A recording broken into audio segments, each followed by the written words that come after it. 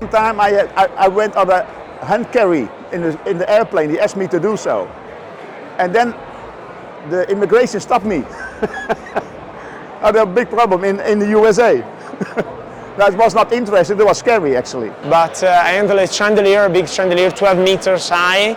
It was going from Italy to Korea, to an hotel in Incheon, near the airport. And it was, I guess, the most important, because I follow up since the very beginning, when they prepared the chandelier, you know, up to the packing, and then shipping on the aircraft was a wooden crate of 7 meters, very, very particular loading. And then I follow up even with the photos, video in Incheon now, while they were building the new hotel. It was really great. They sent me the picture, and that was the one I remember most. But I handled a lot of more, handled excavators,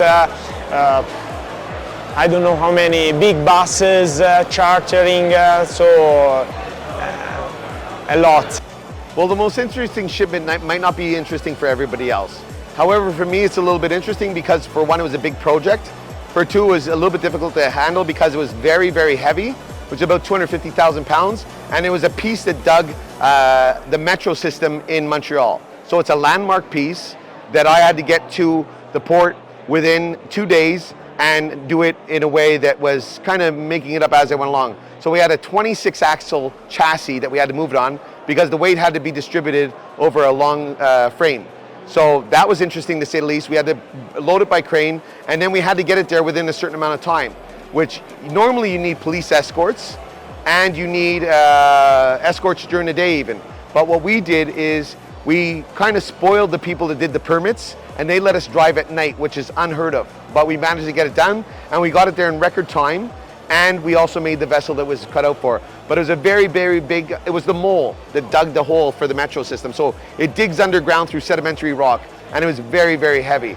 So it was an interesting piece, maybe not the biggest shipment I've done, but the most interesting because of the amount of axles and the way we got it done without going about it in the normal way of doing business, where you had to drive during the day and we actually managed to get permits to drive at night and really went above and beyond, and we got it done. So for me, that is one of the most interesting things, not to mention how much money I made on it, which is always important. A shipment which I did for the United Nations into South Sudan.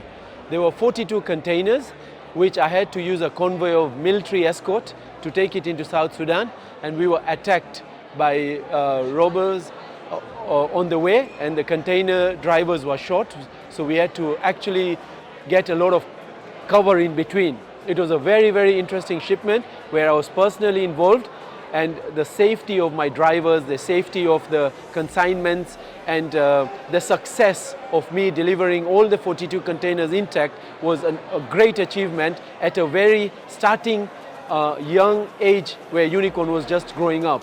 So I built my rapport with the United Nations and a lot of non-government organizations very strongly, and that is how I pride myself in working with all these organizations. The ones that, you know, you load like general cargo, then when you have the cargo, you see that it's lots of chemicals, DG goods, these kind of things, I think.